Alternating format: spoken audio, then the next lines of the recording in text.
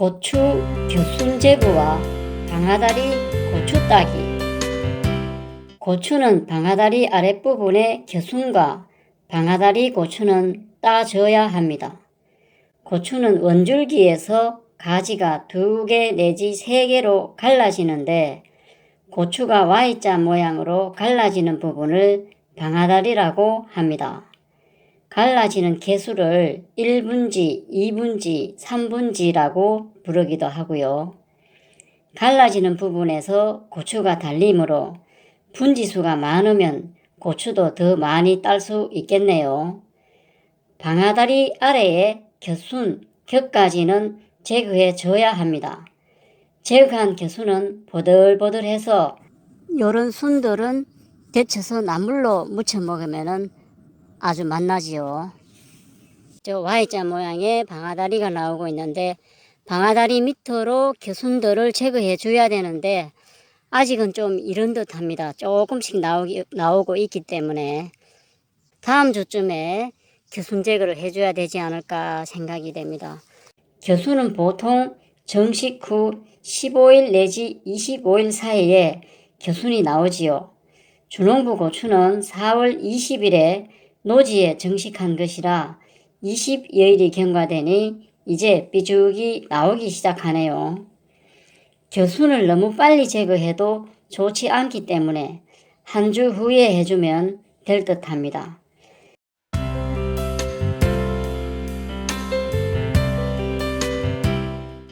방아다리 아랫부분에 이런 겨순들은 따주게 되는 거죠. 겨순들을 따주게 되는데 겨순이 6 내지 한 7cm 정도 나왔을 때 겨순을 따줍니다.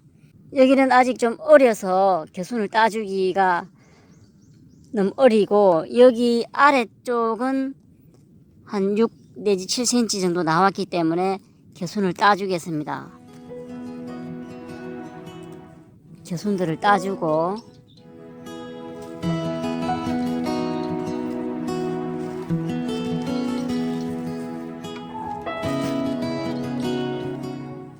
겨순 제거는 언제 하면 좋을까? 방아다리 아래의 겨순은 나오기 시작하면 바로 제거해 주는 것보다 6 내지 7cm 정도 자랐을 때 해주는 것이 좋지 않을까 생각이 됩니다. 왜냐하면 정식 후 뿌리가 활착이 되어야 하는데 잎이 광합성을 열심히 해서 줄기나 뿌리에 영양을 공급하려면 잎이 있어야 가능하겠네요.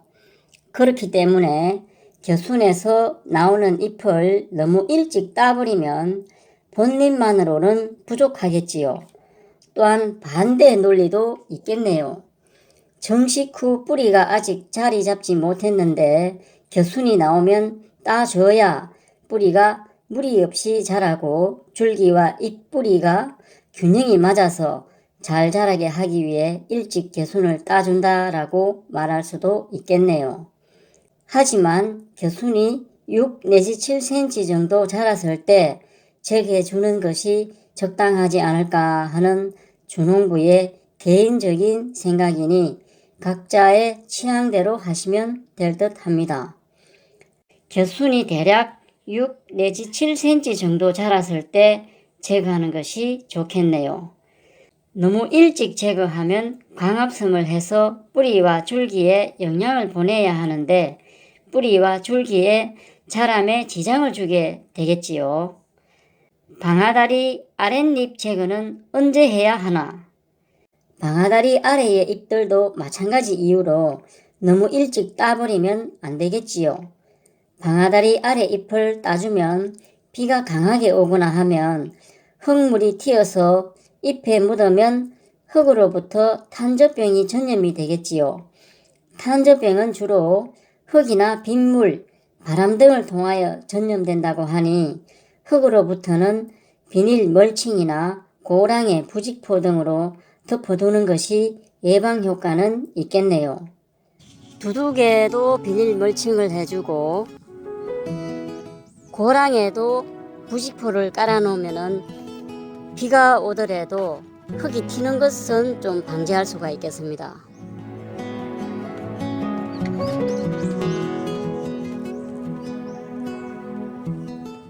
물론 방아다리 아랫잎을 마냥 둘 수는 없겠지요. 그래서 장마가 오기 전까지는 두었다가 장마가 시작되면 따주는 것이 어떨까 하는 생각입니다. 비가 오게 되면 습하니까 따주면 바람도 잘 통하게 하고 햇볕도 잘 받게 하기 위함이지요. 방아다리 고추 따기. 고추는 갈라지는 부분에 고추가 달리는 것이지요. 첫 번째 방아다리에 달리는 고추는 따져야 고추나무가 정상적으로 잘 자랍니다. 방아다리 고추는 두 번째까지 따준다는 분들도 있는데 두 번째 생기는 고추도 따주면 고추나무는 더 잘 자라겠네요. 첫 번째 고추는 따주게 되고 고추가 이만큼 컸는데 첫 번째 고추는 따주고 두 번째 방아다리에 나오는 고추도 따준다는 분도 있습니다. 두 번째에 나오는 방아다리 그런 고추 지금 달리려고 하고 있는데 두 번째 나오는 고추도 따준다는 분도 있습니다. 고추에 가는 영양을 줄기로 가니 그렇겠지요. 주농부는 그냥 첫 번째 방아다리에 생기는 고추만 따주겠습니다. 고추는 자라면서 계속 갈라지는데 갈라지는 곳에서 고추가 달립니다. 4월 20일 정식 후 5월 12일, 20여일이 지난 고추인데 뿌리는 좀 활착이 된 듯합니다. 액비도 뿌려주었습니다. 이런 것으로요. 아미노 분칼이네요. 아미노 분칼. 아미노산, 붕소, 고순도 칼슘, 흡수 이동률 강화 성분 함유. 이렇게 되어 있나요? 농약이나 영양제를 구입하면 라벨에 희석 비율이 나와 있지요. 그 비율대로 희석을 하여 뿌리에 주는 관수를 하거나 옆면 시비를 하게 됩니다. 작물은 뿌리를 통해서 뿐만 아니라 옆면을 통해서도 영양분을 흡수할 수 있지요. 옆면 시비는 토양에 직접 넣어주는 토양 시비보다 비료 성분의 흡수가 빠른 장점이 있으며 정식 직후에는 뿌리에 활착이 덜 되어 있을 때 옆면 시비는 빠른 효과가 있겠습니다. 작물을 사람에 비유한다면 옆면 시비는 링거를 맞는 것이고 관주는 입으로 음식을 섭취하는 것이라고 생각하면 되겠네요. 액비를 옆면 시비할 때에는 잎의 앞면에서 10%, 뒷면에서 90%를 흡수하기 때문에 잎의 뒷면에 분무를 해야 되겠네요. 액비의 옆면 시비는 상태를 봐가면서 적절하게 사용해야 할 듯합니다. 주농부는 에라 모르겠다 하고 앞면, 뒷면 신경 안 쓰고 그냥 분무를 하고 있네요. 뿌려줄 때는 잎의 밑부분에 근데 대략 뿌려버리겠습니다. 액비를 뿌려줍니다. 분무기도 너무 초라하네요. 하지만 효율을 생각해야지요. 파리 한 마리 잡자고 도끼를 사용할 수는 없지 않나요? 파리 잡는 데는 신문지나 파리채면 족합니다.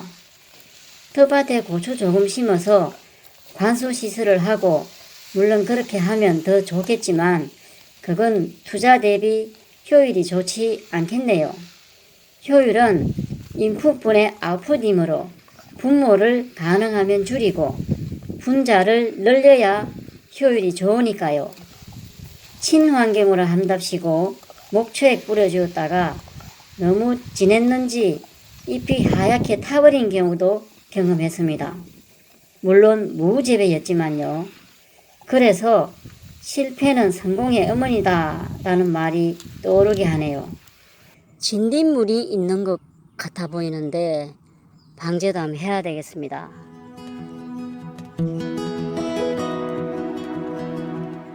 액비를 뿌려줬더니만 고추가 잎도 튼실해 보이고 많이 자란 것 같습니다. 잎도 넓어지고